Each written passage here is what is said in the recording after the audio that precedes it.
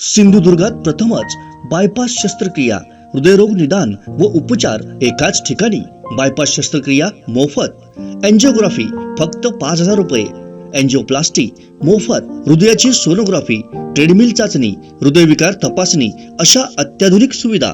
महात्मा फुले योजनेअंतर्गत बायपास व एंजिओप्लास्टी अगदी मोफत. कॅशलेस सेवा उपलब्ध.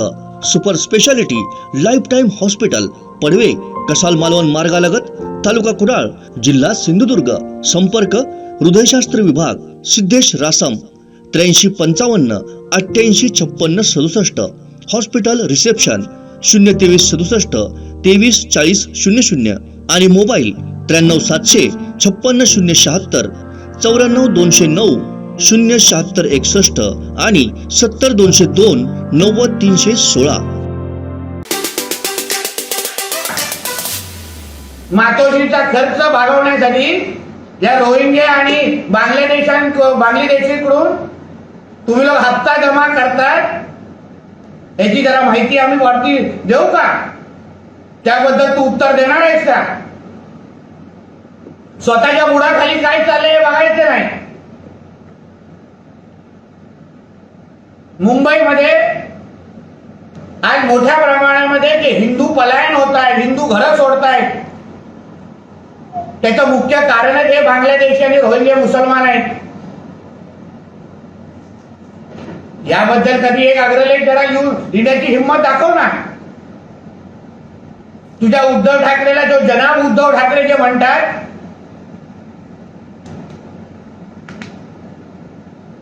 तुम्ही जे काय त्यांचे आझाद स्पर्धा जे घेतात हे त्याच्यामुळेच आहे.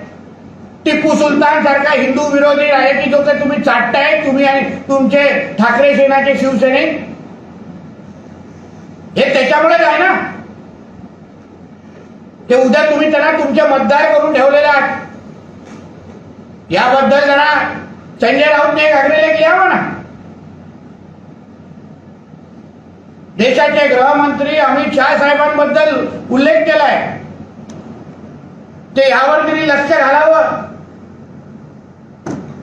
मी या कार्ट्याला सांगेन, अमित शाह साहेबांच्या कारकिर्दीमध्ये, मोदी साहेबांच्या ह्या कारकिर्दीमध्ये हिंदू हृदय सम्राट बाळासाहेब ठाकरेंचं प्रत्येक स्वप्न आमच्या केंद्र सरकारने पूर्ण केलेलं आहे. मग 370 हटवण्याचा विषय असो, अयोध्यामध्ये राम मंदिर असो, ज्याला तुझ्यासारख्या हिंदू विरोधी कायद्यांनी सातत्याने विरोध केला. उद्धव ठाकरे मुख्यमंत्री जेव्हा होते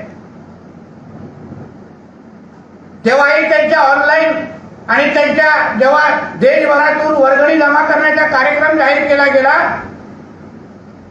त्याला विरोध करणारे हे जनाब उद्धव ठाकरे आणि त्यांचे कार्टे होते. या 9 वर्षाच्या कारकिर्दीमध्ये हिंदू हृदय सम्राट बाळासाहेब ठाकरेंना अभिप्रेत असलेला देश हिंदूंसाठी सुरक्षित ठेवला ते कोणी? आमच्या अमित शाह साहेबांनी. कोणी आमच्या देशामध्ये हिंदूकडे वाकड्या नजरेने बघू शकत नाही. आणि बघितल्यानंतर त्याची काय अवस्था होते याचे 100 पेक्षा जास्त उदाहरणं आम्ही देऊ शकतो.